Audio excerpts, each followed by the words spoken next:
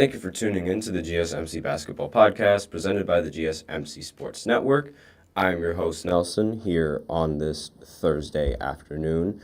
And let's just go right into what the first two segments are going to be. So, obviously, the first segment is going to be about the Miami Heat again going against the 76ers, and the 76ers winning that game. So we're going to talk a little bit about that and the stories behind that, because there is some interesting news to know that happened after the game.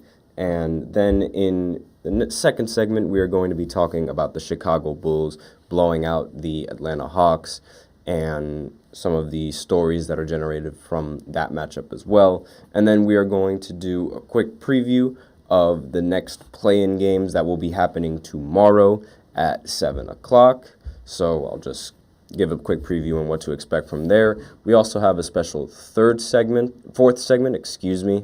that I reveal at the end of every third segment. So stay tuned for that. But before I begin with the first segment, I'd like to remind everybody to please use the link in the description to get the comments recognized, or the link displayed below the ticker on every single show segment is the exact same link. It's gsmcpodcast.net. Really helps the show, makes the show more interactive between myself and you guys. Once again, the link is gsmcpodcast.net.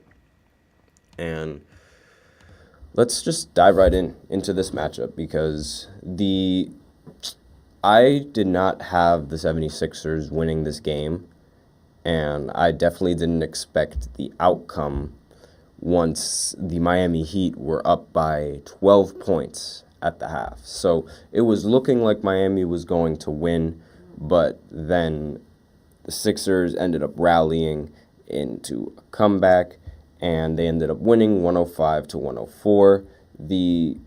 Everyone shot really poorly in this game. On both sides. They played significantly less better than what I thought they would be playing. So Joel Embiid, he ended the game 6 of 17 from the field. 9 of his points were from free throws, and he took 10 of them. Now, Batum was really the highlight for the Sixers in this game. He ended the game 7 of 12, 6 of 10 from 3, and 20 points. And he was really, really good for the Sixers and a very important piece for them in this win, coming off the bench and playing 20 minutes. Now, Tyrese Maxey was a little bit underwhelming in this play-in game. He was 6 of 16 from the field and 1 for 6 from 3. And again, really underwhelming. I thought that Tyrese Maxey was going to have a much better game going into the play-in, especially having Joel Embiid, but that turned out, especially playing at home as well, but that turned out being the exact opposite, so that's unfortunate for him. Kyle Lowry also played pretty poorly in this game, 3 of 10 from the field, 1 of 5 from 3 with 7 points. Buddy Hield also didn't really play well, 3 of 8 from the field, 1 of 5 from 3 for 7 points. Tobias Harris, 4 of 10 from the field with 9 points. Kelly Oubre, 3 of 9 from the field with 11 points. And again, like I said, everyone shot rather inefficiently on the Sixers side. And it wasn't really that good for the Miami Heat either. Tyler Hero was the leading scorer in this game. He played 41 minutes, ended with 25 points, but he shot 9 for 27 from the field and 4 of 14 from 3. Now, I don't know why Tyler Hero is taking that many shots and why Bam Adebayo is taking significantly less shots than someone like Tyler Hero, considering how Bam is. Well, I consider him to be the second option for this team. I don't understand how and why he is only taking 9 shots. I feel like he should be taking a lot more of those. Maybe it was because the game plan was sort of to focus him on stopping Joel Embiid, but I really think you also need to consider what could happen on the offensive side of the ball if your team needs it. And I feel like he should be taking more shots than he does. And he's going to have to end up taking more shots than he normally does in this next play-in matchup, because Jimmy Butler, he ended the game with 19 points, 5 of 18 from the field. And in the second half, he wasn't really doing much.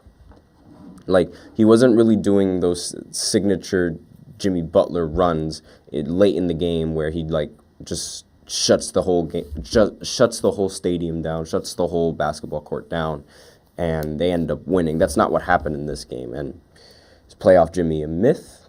That's what I keep saying. That's what I kept on saying in the beginning before the play-in tournament even started. And unfortunately, Jimmy Butler, it was revealed later that he had has an MCL injury. That's what the X-rays revealed after his game, his MCL injury in his knee. The injury it's going to sideline Jimmy Butler for 4 weeks. Therefore, he's going to miss the playoffs entirely. And, well, not miss the playoffs entirely. He's going to miss the next play-in game because we're not entirely sure if they could make a run and go pretty far. We have no idea how the playoffs are going to play out. But as of right now, he is not good enough to play in the next game where they match up against the Bulls and the Hawks. And this was the same story that happened with Zion and the Pelicans. Literally almost the exact same story. And the only real difference is that Zion played phenomenally in the game and Jimmy Butler didn't really play that well compared to Zion. I mean, 40 points, it's really difficult to beat 40 points. And again, I did not have the Miami Heat losing this game, but now they're forced to play an elimination game. This could cost them their entire season, and they can't play it without Jimmy Butler.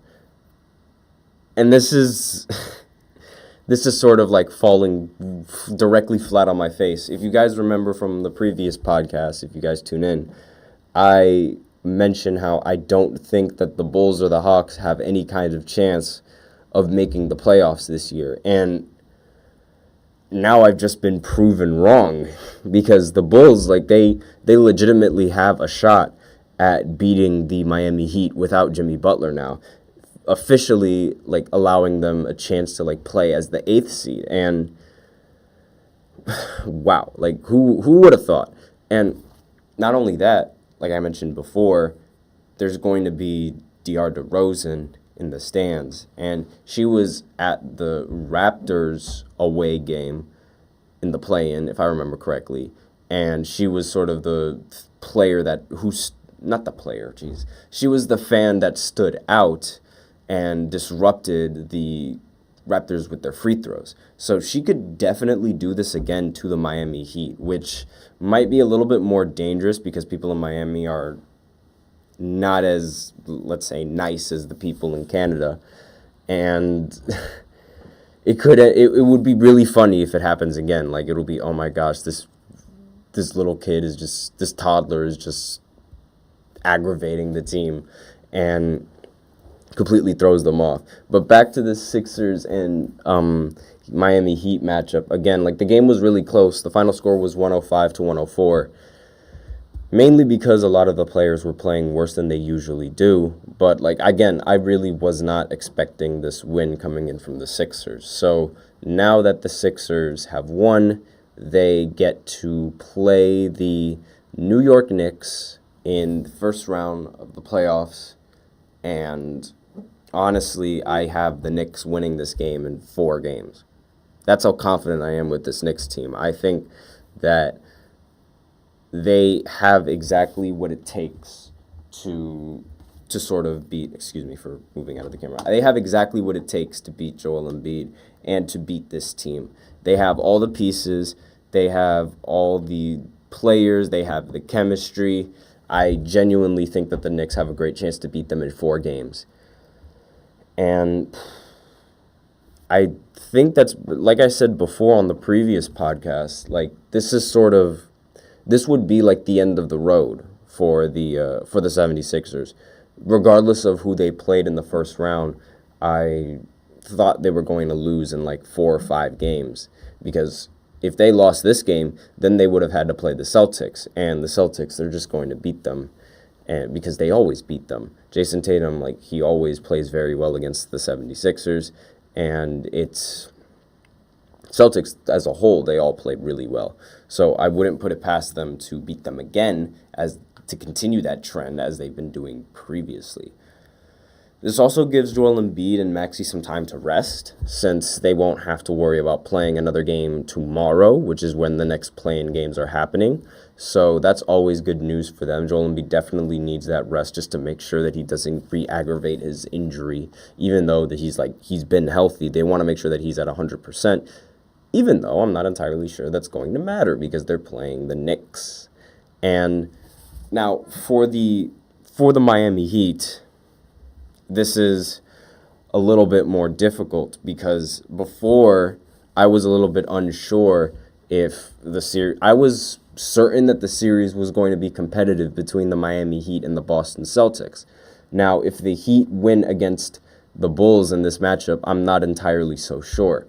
I don't think that the Miami Heat are able to win without Jimmy Butler, and I think their road ends after this game as well. So I think the 1 and the 2 seed in the Eastern Conference are going to sweep, leaving the rest of the teams uncertain in the Eastern Conference, as well as in the Western Conference. Like, I can't tell which team is going to get swept or not. The team that's most likely to get swept in the West is honestly the Lakers because it happened before. But regardless, I genuinely do not think that the Miami Heat can come back from this one. And will they even win against Chicago? I'm not entirely sure because, like, Chicago's players have been playing pretty well together. And now that the Miami Heat have sort of lost their best player, someone is going to have to step up. Now, it's really possible for someone to step up, but is it going to happen? Highly unlikely. I genuinely think that, like, Jimmy Butler was, like, is usually... Even though I say Jimmy Butler is like playoff Jimmy is a myth, he's still a very valuable piece to have on both sides of the floor. He's a really good defender as well. Well, he's a good defender. And he's obviously, like, when you have someone who could defend like that, it's incredibly valuable, especially at the position that he's playing, because he'd be able to guard DeRozan and slow him down. And that's right now, other than, like, he is one of the 3 threats that you can eliminate from the Chicago Bulls and their offense. Because I'm going to talk a little bit more about it in the next segment, but Vucevic and Kobe White, they both had a very great game against the Atlanta Hawks. So eliminate one of those targets and you don't have to worry about ridiculous production from him. Even though DeMar, he didn't really play up to the standards that I thought he was going to play up to, but he did play well. I'm not going to take away his performance because that would just be egregious. And again, without Jimmy Butler, I don't really know the chances that this team has. Like, I think this is where the road ends for the Miami Heat. But that's basically all I have for this segment, so we are out of time. And I'm going to go ahead and talk about the Bulls going up against the Hawks and some of the stories that can entail about that. Because now there's sort of rumors that Trae Young might have played his last game with the Hawks. So I will be right back after this short break.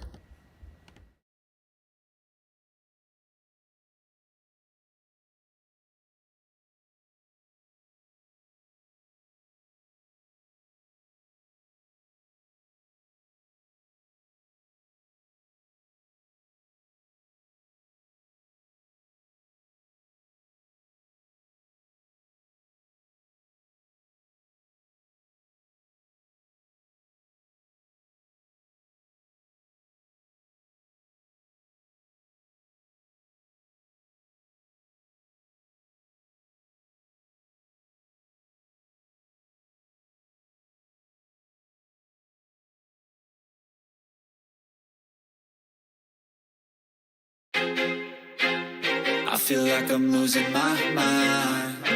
Is everybody in the world blind? Please, Lord, give me a sign, a sign. I feel like I'm losing my mind. Is everybody in the world blind? Please, Lord, give me a sign, a sign. I wanna be the greatest. Everybody on the fake shit. I look around and feel like everybody is the fakest. I make this every day and I'm impatient, hoping one day I blow up from the basement. Statement, the top is so vacant. I don't hear shit that I think is amazing. Waiting for my day when I'm playing sold out shows for 1,000 faces. Hey, give me that crown, get in my way and to be put down. It ain't your place, all this my town. If I want that shit, then I'll get it right now. I'm losing it, the noose it fits, some loose shit, a stupid myth. You choose to live or choose to dip, you choose to fight or lose your grip and lose a gift. Oh, I feel like I'm losing my mind. Is everybody in the world blind? Please, Lord, give me a sign, a sign. I feel like I'm losing my mind. Is everybody in the world blind?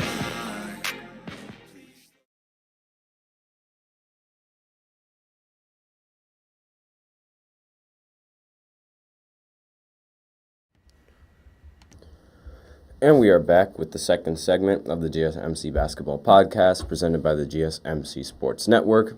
And in this second segment, we are going to be talking about the Bulls going up against the Hawks and the results of that game, as well as Trae Young potentially leaving the Atlanta Hawks to go with another team. So before I begin, I'd like to remind everybody to please use the link in the description to get your comments recognized, or the link displayed below the ticker on every single show segment.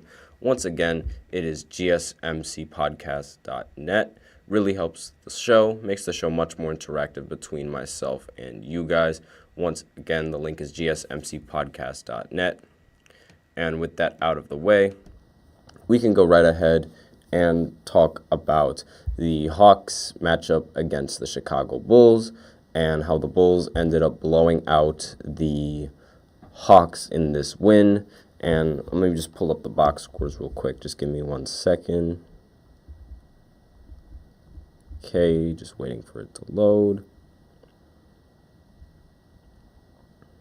All right, so for this game, the player of the game was Coby White. He ended the game with 42 points and 9 rebounds and 6 assists, along with 2 steals. He is also the only other Bulls player other than Michael Jordan to record 40 points and 5 assists and 0 turnovers in a game. And obviously, that's a really, really ridiculous achievement, being able to drop 40 points and 5 assists and get 0 turnovers. Now, he's also the first player ever to record 40 points, 5 rebounds, 5 assists, 40 plus rebounds, 5 plus assists. 5 plus rebounds, 5 plus assists, 40 plus points. Jesus, what is wrong with my English today? In the postseason game without a turnover and on 70% plus from the field. So, obviously, he played a very good game, a very historic game, and unfortunately, however, this game doesn't count. So, this is Coby White's career high. This is the most points he's ever dropped in a game, and the problem is that play-in game stats don't count in the record books. For some reason, I don't understand how that works, because a lot of people are trying to argue that the play-in game has no meaning to it. And having rules like this apply is only boosting that argument, and therefore, discrediting a lot of what, because I personally think that, the play-in, only when it's, necessary, for the Western Conference, is a great addition to this game. And Adam Silver did a great job in making this into a thing. However, if it's not going to count in the record books, then it's going to be very difficult for a lot of people to take it seriously. Because if this game doesn't count, then, what postseason game does? That does not make any sense. And it's also, just completely discrediting everything that he did in this game, because dropping 42 points is very impressive. And Nikola Vucevic ended the game with 24 points and 12 rebounds, so he was another integral piece to this team. And Javonte Green ended the game with 10 points. And really, Kobe White did most of the scoring in this game and was arguably the main reason why they won. Now, on the Hawks side, DeJounte Murray ended the game with 30 points, 7 rebounds, and 6 assists, shooting 11 for 21 from the field. Clint Capella ended the game 11 for 15 from the field with 22 points and 10 rebounds. 17 rebounds, excuse me. I don't know what's up with me today and recently. It's probably all this schoolwork, honestly. Like, I got finals due in a few weeks, and they're really, really kicking me. But, yeah, so Clint Capella, he ended the game with 22 points and 17 rebounds, along with 4 assists. Trae Young ended the game with 22 points and 10 assists. And Bogdanovic ended the game with 21 points, 5 rebounds, and 4 assists. So most of the scoring came from the starting lineup, and they really didn't get a lot of help coming from the bench. DeAndre Hunter ended the game 3 for 16 from the field and only ended with 8 points. 0 for 7 from 3, and honestly, he's the main reason why they lost. He is the biggest reason why this team lost, because that shooting held them back. If he would have hit a couple more shots, the game would have been a little bit closer, but it wasn't. And, I mean, granted, the lead started out early because the first quarter was like 40-22 or something like that, but it was like a little bit of a back and forth, and his shooting definitely wasn't helping them, like, keep the game competitive. And it's really, like, it's a little bit annoying when, if you're one of these starters and you play really, really well, and there's this one guy in the starting lineup who couldn't pick up the slack because he played 42 minutes and he couldn't make a shot. It was really, really troubling, and it's just like, anything can happen in these in one game, and he unfortunately got the worst end of the stick. So now the biggest question is, was this Trae Young's final game for the Atlanta Hawks? Because there have been a little bit of speculation. Like, I know DeJounte Murray was in trade talks, but there also has been like the theory that, or the possibility that Trae Young gets paired up with Victor Wembanyama, because considering how good of a playmaker Trae Young is. And will this be his last game on the Hawks? He's also talked about it on his podcast before, where he just wants to win, and if he feels like he can win in Atlanta, then he is going to stay there. But if he doesn't feel like he can win, who's to say he's not going to change his team and decide to go somewhere else? Now, it's a little bit unsure, and it's a little bit uncertain of like what his future could entail, and it's all dependent on the direction of the Hawks. Maybe if they make some big moves in free agency and they're able to get some stars to play in Atlanta, maybe that will change his mind and decide to stay with the organization because they are providing him with the help that he needs. Because unfortunately for Atlanta, ever since that one Eastern Conference Finals appearance in 2021, where there was like a little bit of COVID, like just recovering from a COVID year, not in the bubble, but, after the bubble, they haven't really seen much success they haven't seen much success after that series, like, at all. And it's really concerning, because it's like the team is supposed to be making steps forward, not making steps backward. And so far, that's sort of been the only thing that they've done, especially in the postseason. They lost to the Miami Heat in the first round, with Trae Young playing very poorly. They also lost to the Celtics in the playoffs, which, again, Trae Young was responsible for winning a game against them, but it's like they still ended up losing, and they haven't really gone as far as they have previously. And it's honestly a similar story with the Dallas Mavericks, except they got to the Western Conference Finals a little bit later then Trae Young and the Hawks made it to the Eastern Conference Finals. But ever since they made that conference finals appearance, they missed the playoffs, and now there's a chance they might get eliminated again to the Clippers, which is like it's a similar story, and it's honestly like a pretty funny parallel, but both teams should be a little bit concerned, especially the Hawks with they have no idea if Trae Young wants to go out, then that would push DeJounte Murray out as well. So things to consider for the Hawks. Now, on the Bulls side, they have a chance to play for the 8th seed against the Miami Heat.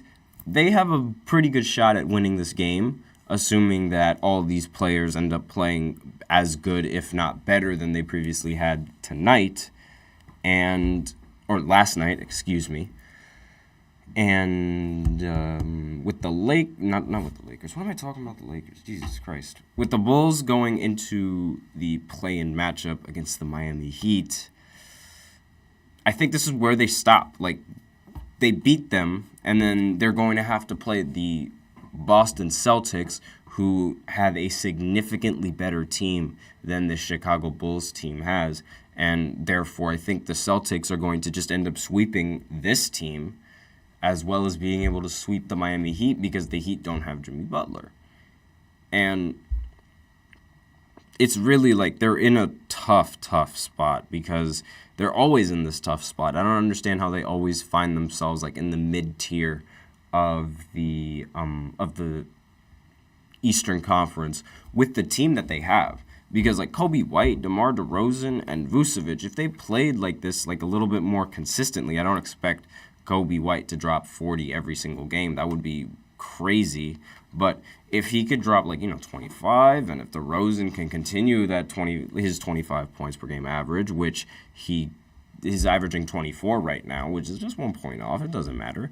They can really be a formidable team, especially when Zach LaVine gets back into the rotation, whenever it is that he does. But it's just they haven't been that formidable team that I thought they were going to be. And that might have been because Kobe White hasn't really hit his peak yet. And right now he's in the running for most improved player. I don't really think he's going to win that, but it's definitely a possibility. And the fact that he's in the running for that means that he's improved really well from the last year. So maybe this was the breakout year that he needed, which will allow the Bulls to be the contenders in the future, or make some sort of playoff noise in the future. Because right now, I don't see it for this team. I really don't see any sort of playoff success coming in from this team. So I'm not entirely sure what to think of them. I genuinely don't, because it's like they're always mid. It's the same story with the Hawks recently, and it's like they have the pieces, they just can't make it work, and it's really difficult to understand why. But that's basically all I have to say on that's definitely all I had to say on the second segment. And with that, we are out of time for this second segment. And now I will go ahead and go into the third segment, where I talk about the next play-in games that are going to be happening tomorrow, which are going to be both the Eastern Conference play-in game and the Western Conference play-in game. They're the final play-in games, and they fight for the 8th seed to see who's going to take on the Thunder and who's going to take on the Celtics. So I'll be right back after this short break. Looking for your daily fix of sports talk without having to pay for it? GSMC Sports Network is available on YouTube. Just search GSMC Sports Network. Get your fix of daily sports talk shows on YouTube, absolutely free. NFL, college football, NBA, MLB, MMA, UFC, fantasy football, and so much more. GSMC Sports Network has shows running all day long, with new sports shows starting every 2 hours. Just like on your favorite cable sports channel, except GSMC Sports Network is absolutely free. Just search GSMC Sports Network on YouTube to catch one of your new favorite shows, like the GSMC College Football Podcast, Chip Shot Football Podcast, Hoops and Heels Women's Sports Podcast, GSMC Basketball Podcast, and so many more. Check it out for yourself. GSMC Sports Network, now available on YouTube absolutely free. Search GSMC Sports Network on YouTube right now.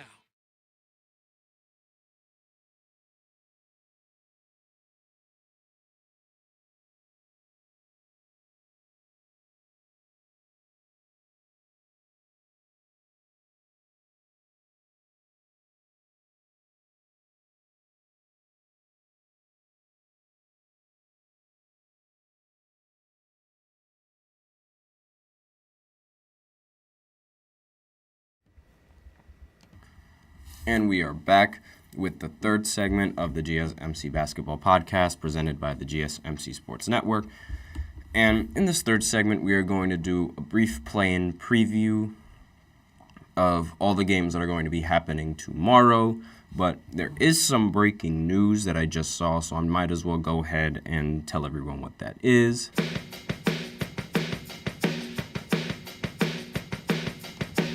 So, Haley Van Lith from LSU, she was the blonde guard that was guarding Caitlin, and there was a popular image circulating online where she just like, when she got defended by her, when she was defending her because Caitlin Clark hit a crazy shot over her head, and she was just like, I can't really do anything to stop that because if she shoots over me. And she's transferring to TCU, and this report happened 1 hour ago, so just wanted to update everybody for all my women basketball fans that are out there. But let's go right ahead and talk about the next matchups for the play-in tournament, which will happen tomorrow at 7 o'clock on ESPN and on TNT. So the first game that's going to happen is the Bulls going up against the Miami Heat. I previously said on the previous podcast that if the Heat and the Bulls went up against each other, I had the Heat beating them in this play-in matchup, and I thought that there was no way that the Miami Heat or the 76ers were going to get denied of a playoff spot. And as it turns out, fate had something in store for this team.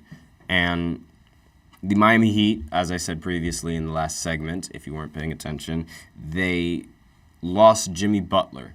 He has suffered an MCL injury and will be out for this next play-in game, therefore giving the Chicago Bulls a legitimate chance to make the playoffs and make this game very, very competitive.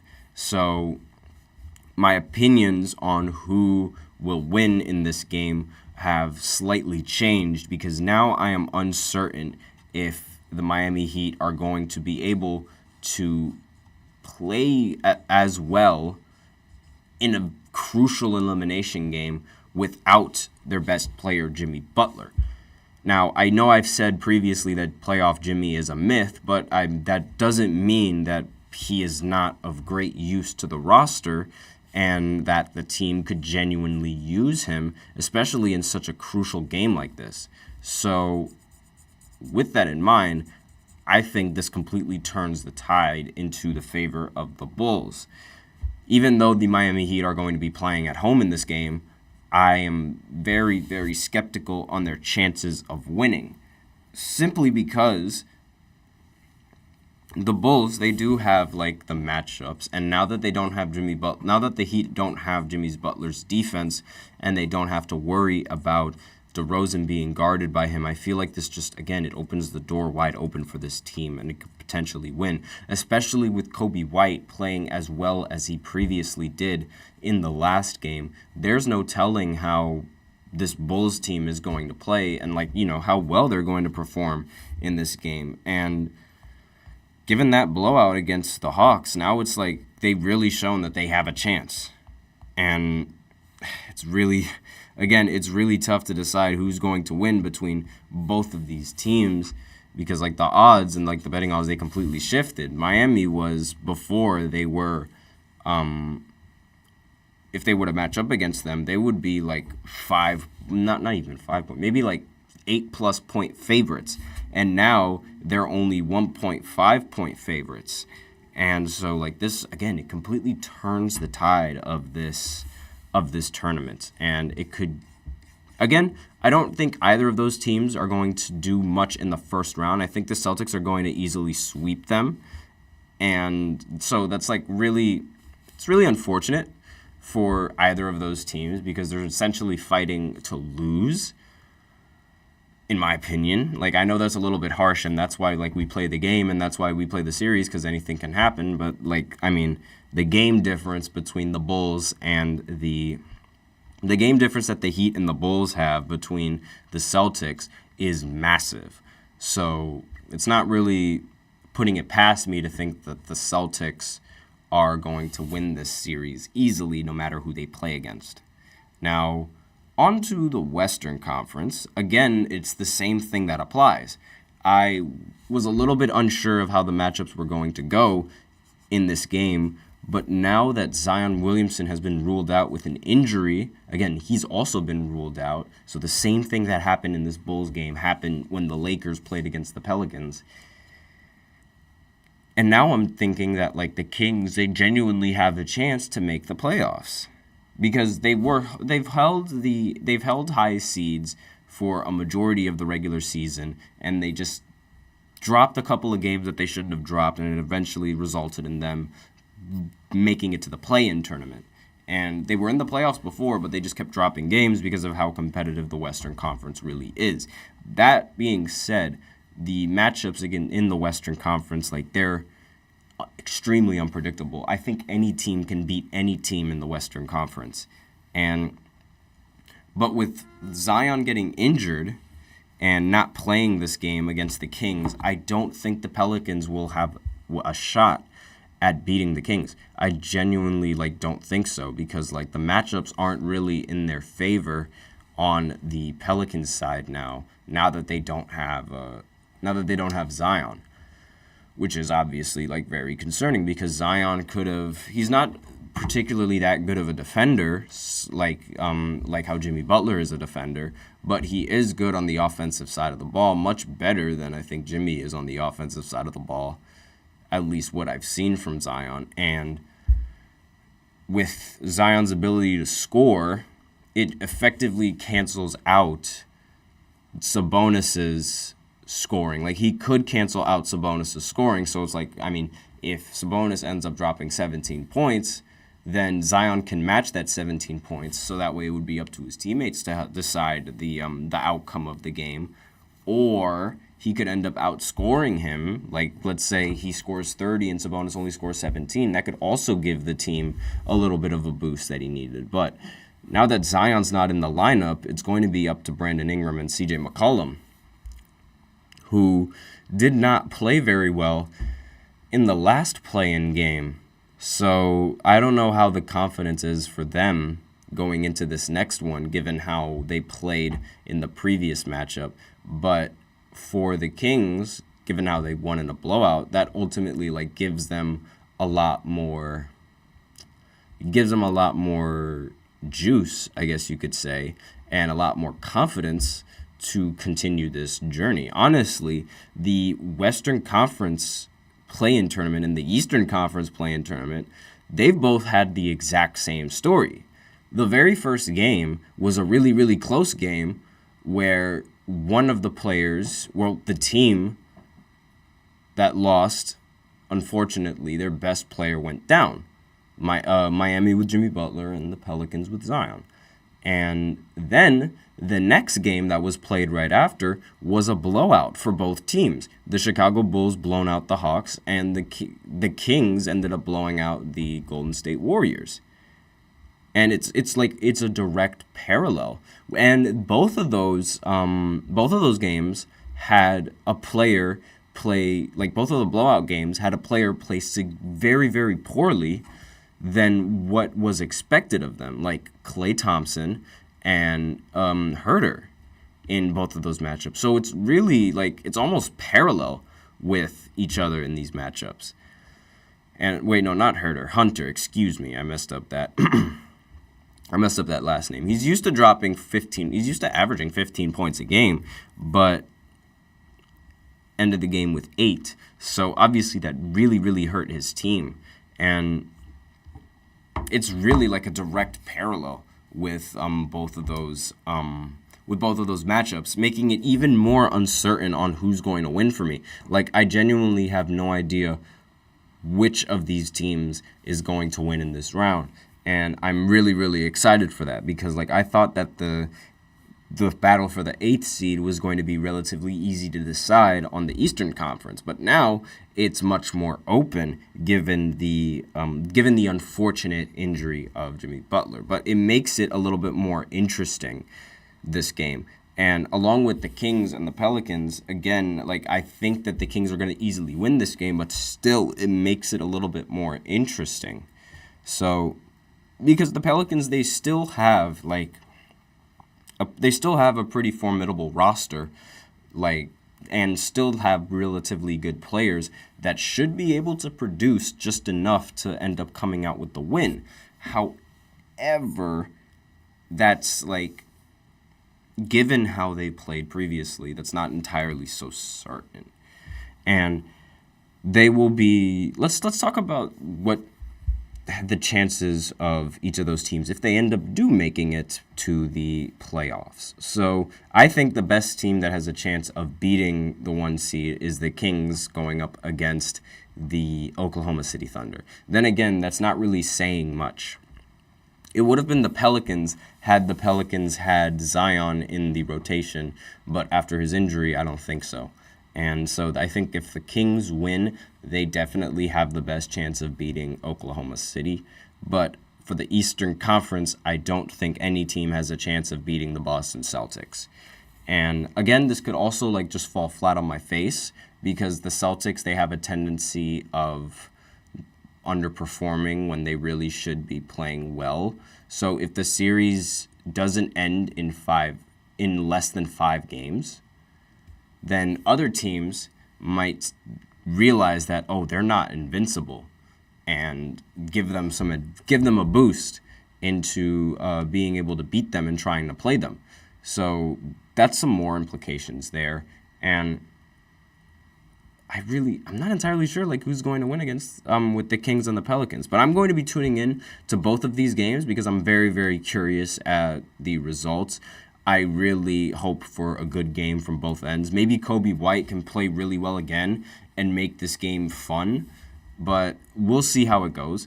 And that's basically all I have to say. Be sure to tune into those games tomorrow, and also be sure to tune in to the 4th segment of this show where I talk about Joel Embiid's letter to the president of French basketball.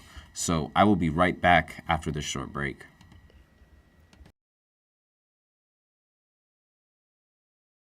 For the best and latest podcasts available anywhere, go to the podcast app on your cell phone and type in GSMC to access free content-rich podcasts on health and wellness, book reviews, sports, entertainment, relationships, social media, movies, technology, finance, and even weird news. Subscribe and download the GSMC Podcast Network's family of shows, available everywhere podcasts are found.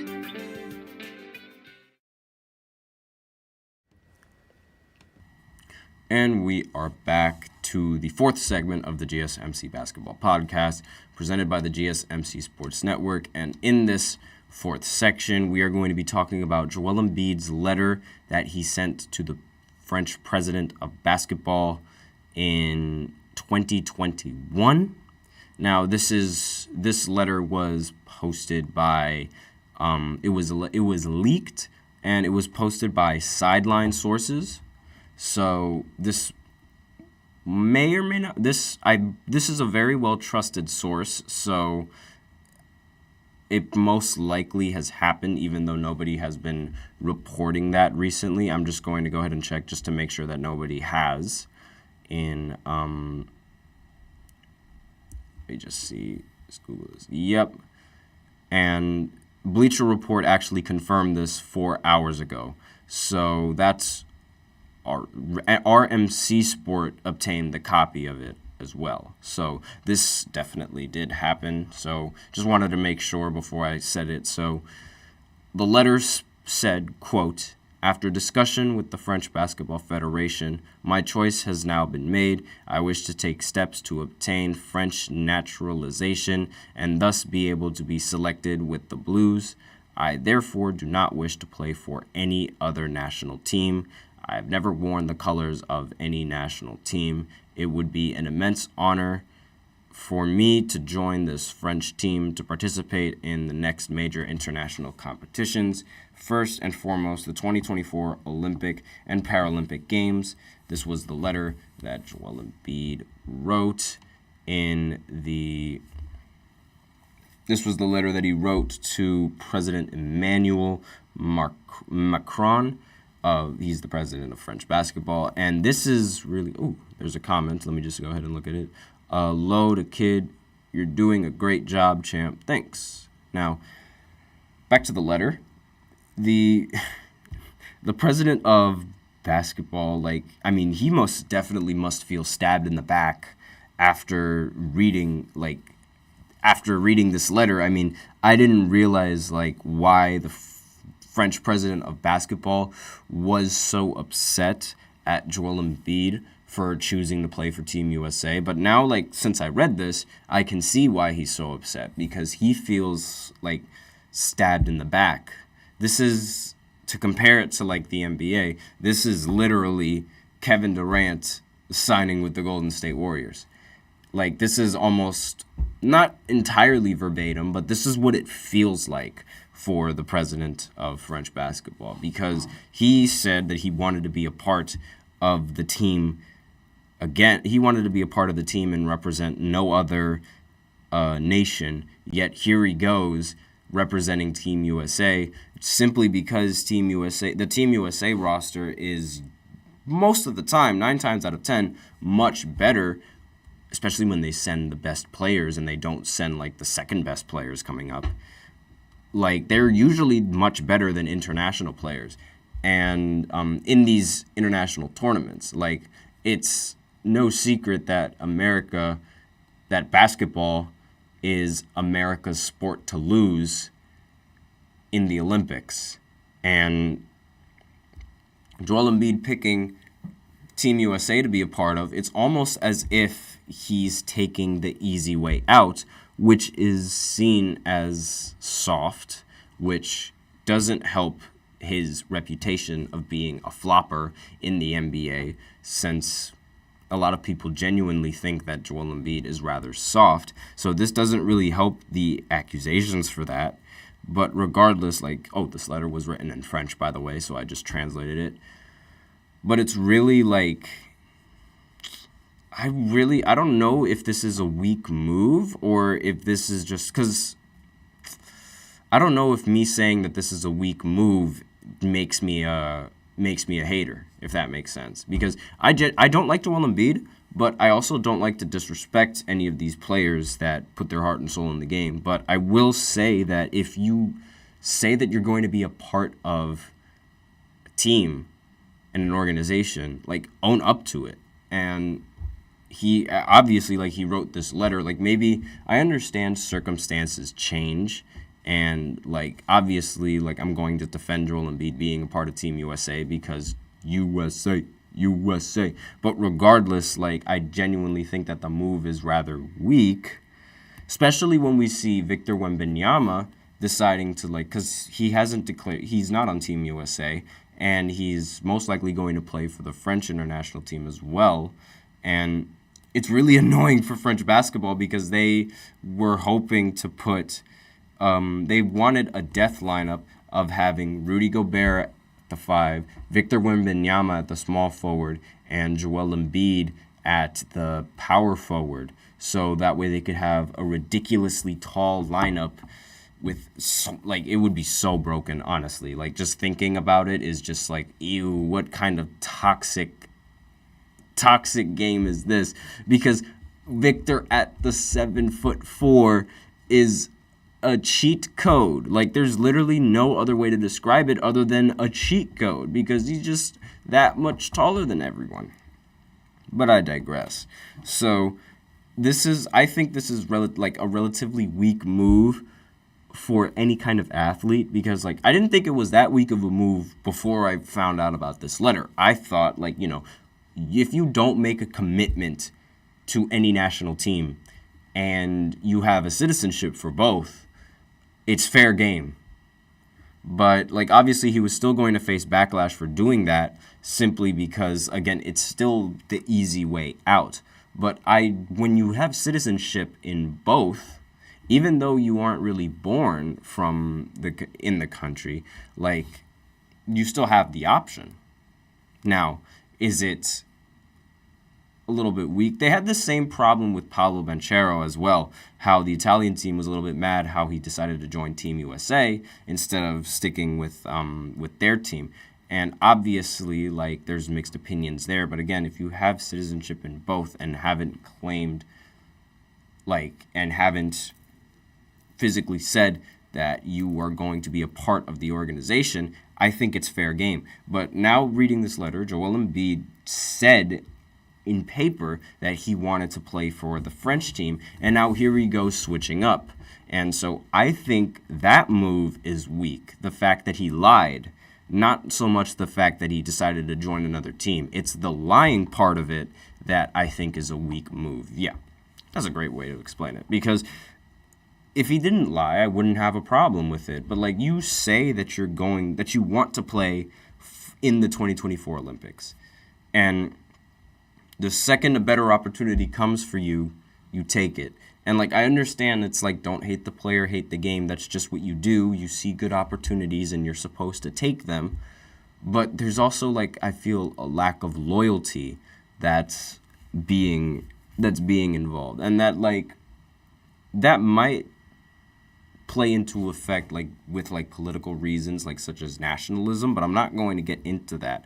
I'm going to mainly talk about, like, the bond and, like, the connection that, like, someone has to their country, because it is an honor to represent exactly where you're from in the Olympics. And since Joel Embiid is an international player and isn't from here despite having his citizenship, it's seen as like a little bit traitorous, if that makes sense, because he's just abandoning, like, his French roots in a sense, in a, like, you know, figurative sense, and playing for Team USA.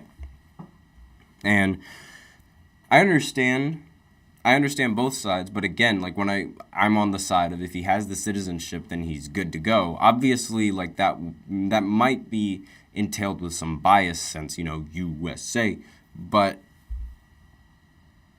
I really don't know, because I really don't know if I'd feel the same way if some other team, like, let's say some player decides to go, some player that for like the Dominican Olympic team or like the American Olympic team, doesn't really matter which one, they decide to go play for a different team.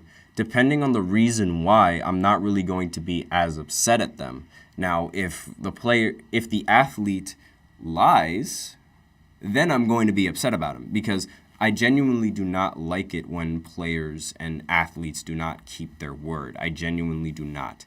And especially when it's something as little as picking a team. Because, like, again, he said he was going to do it. He didn't decide to do it.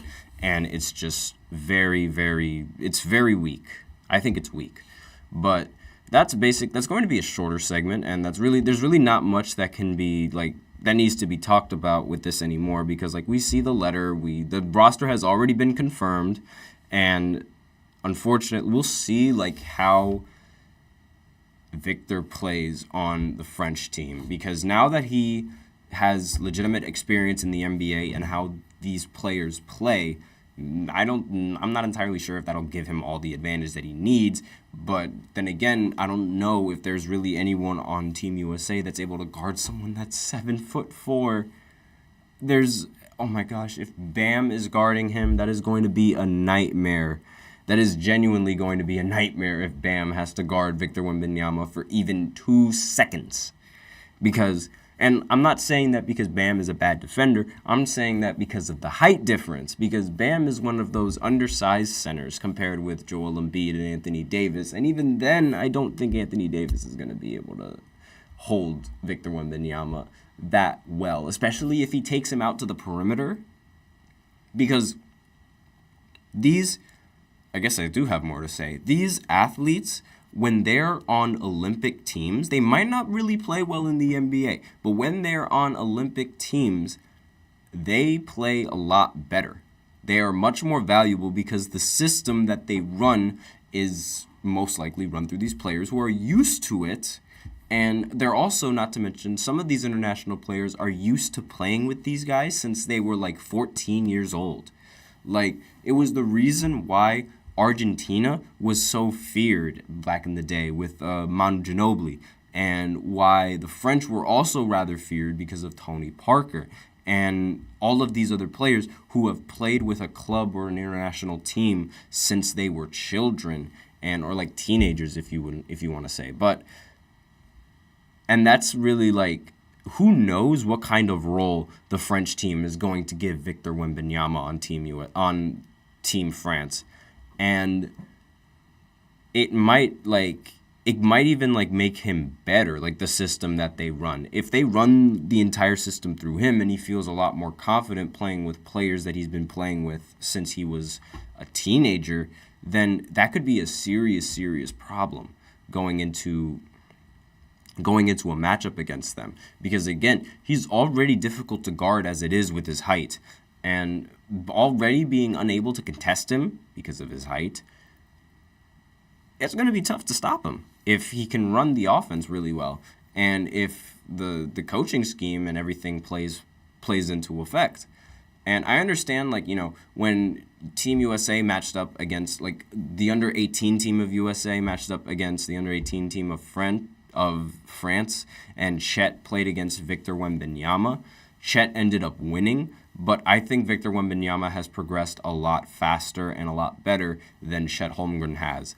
So they might still be able to win, they might not, who knows. But that is all I want to say for this last segment. And with that, we are out of time. So thank you so much for tuning in to the GSMC Basketball Podcast presented by the GSMC Sports Network.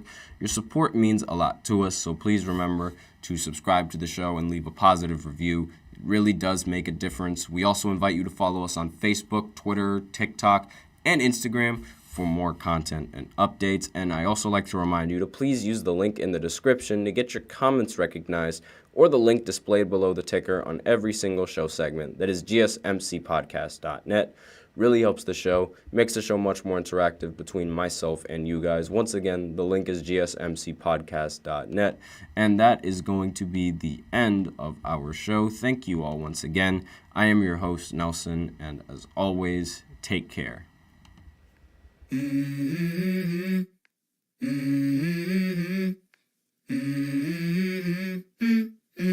Let's go. I wake up to a little bit of drool on my pillow, feel like it's gonna be a bad day. Yeah, I'm tired of shit, and the coffee ain't hit yet.